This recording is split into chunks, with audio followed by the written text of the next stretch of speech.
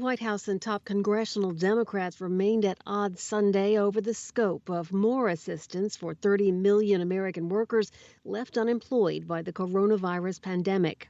Speaking on ABC's This Week news show Sunday, House Speaker Nancy Pelosi and Treasury Secretary Steven Mnuchin disagreed on how much new aid the national government should approve to supplement state unemployment benefits. 4 months of extra national benefits expired on Friday. Pelosi said this is about keeping people out of poverty. She called the weekly $600 of federal assistance for unemployed workers essential. Mnuchin said some people were being paid more to stay home than to work and said the continuing benefits should be tied to some percentage of wages. Pelosi and other Democrats want to extend the payments through the end of 2020. The White House and some Republicans want to cut the aid payments by 2/3 to $200 a week while working on a plan to pay workers 70% of their former earnings. Democrats and Republicans remain far apart on the size of an overall coronavirus assistance package. Democrats are calling for $3 trillion in new spending. Republicans want to limit it to $1 trillion. Two U.S. astronauts splashed down in the Gulf of Mexico Sunday after a 2-month flight to the International Space Station aboard the commercially developed SpaceX spacecraft Crew Dragon.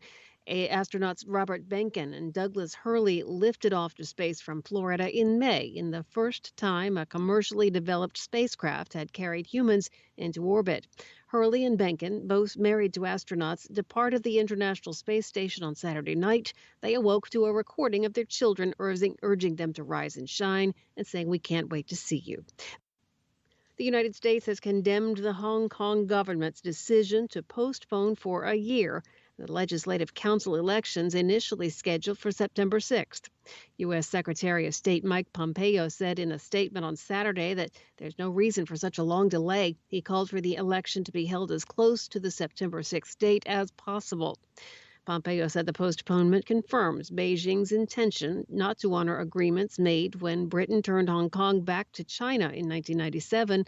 China's hand-picked Hong Kong leader, Carrie Lam, announced Friday that the city's September legislative election would be postponed because of the pandemic. The move is seen as a blow to the pro-democracy camp, which was widely expected to do well in the election.